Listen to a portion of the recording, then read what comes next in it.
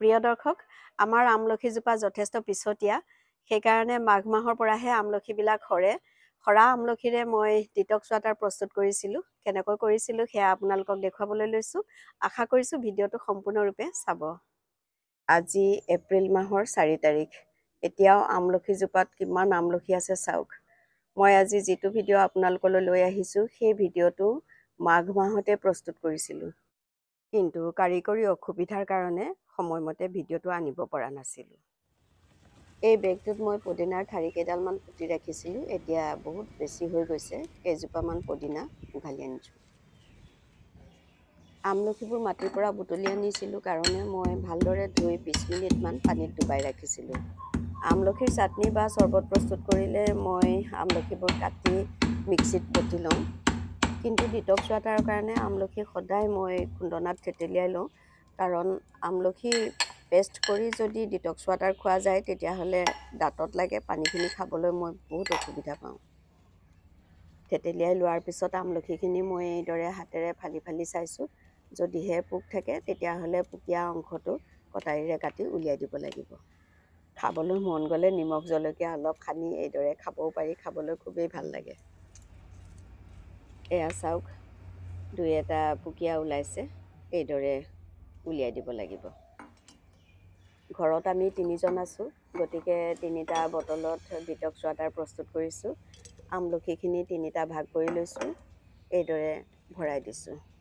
Detox water প্ৰস্তুত কৰোঁতে সদায় এটা কথা লক্ষ্য ৰাখিব, বটলবোৰ যাতে প্লাষ্টিক অথবা ধাতুৰ নহয়। সদায় চিচাৰ বটলত ডিটক্স ৱাটাৰ প্ৰস্তুত কৰিব। আজৱাইন, ক'লা নিমখ আৰু টুকমা এইখিনিও মই 3 ভাগ কৰি লৈছোঁ। এই 3বিধে ডিটক্স ৱাটাৰখিনি সোৱাদেৰে ভৰাই তোলাৰ উপৰিও আমি সকলোৱেই জানো যে এই 3বিধেই বিভিন্ন ঔষধি গুণেৰে পুষ্ট। পদিনাৰ সোৱাদ, সুগন্ধি আৰু ঔষধি গুণৰ কথা নতুনকৈ আৰু কাকো নিশ্চয় ক'ব নালাগে। পদিনাৰ পাত আৰু আগবোৰ গোটে গোটে দিব পাৰে অথবা অলপ মোহাৰি দিব পাৰে। ঘৰত যদি পদিনা নাথাকে, পদিনা এবাৰ কিনি আনিলেই হৈ গ'ল। পুৰত ঠাৰিকেইডাল গিলাচ এটাত পানী ভৰাই থৈ দিলেও শিপা আৰু পাত ওলায়। অধিক সোৱাদ আৰু ঔষধি গুণৰ কাৰণে মই মৌজোল লৈছোঁ।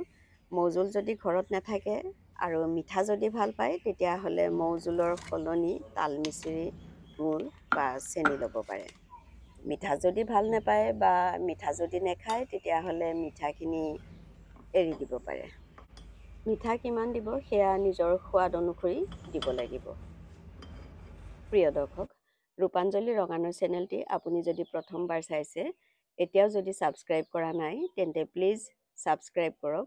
ছাবস্ক্ৰাইব কৰোঁতে যিটো বেল দেখিব সেই বেলটো এবাৰ চুই দিব, তেতিয়া আমাৰ প্ৰত্যেকটি নতুন ভিডিঅ'ৰ ন'টিফিকেশ্যন পাই থাকিব। পানী দিবই লাগিব, পানী অবিহনে ডিটক্স ৱাটাৰ কেনেকৈ হ'ব, নহয় জানো? ডিটক্স ৱাটাৰখিনি 4 ঘণ্টাৰ পৰা 8 ঘণ্টাৰ ভিতৰত খাব। যদিহে গোন্ধায় তেতিয়াহ'লে পেলাই দিব লাগিব। প্ৰচণ্ড গৰমত ডিটক্স ৱাটাৰ ফ্ৰিজত কেইঘণ্টামান ৰাখিও খাব পাৰে, অথবা ৰাতি 10 বজাত ডিটক্স ৱাটাৰ প্ৰস্তুত কৰি ৰাতিপুৱা খালী পেটে খাব পাৰে। এই বটলটো মই কলেজলৈ লৈ যাম, কলেজতে খাই শেষ কৰিম। প্ৰিয় দৰ্শক, আমলখিৰ ডিটক্স ৱাটাৰৰ ভিডিঅ'টো যদি ভাল লাগিছে তেন্তে লাইক কৰক, শ্বেয়াৰ কৰক আৰু মতামত দিয়ক। আপোনালোক কুশলে থাকক। আকৌ লগ পাম নতুন এটি ভিডিঅ'ৰে।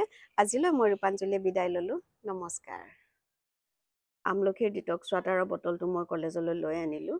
এইদৰে সকলোৱে যদি ডিটক্স ৱাটাৰৰ বটল কৰ্মথলীলৈ লৈ যাব পাৰে, নিশ্চয় দিনটো সতেজ হৈ থাকিব পাৰিব।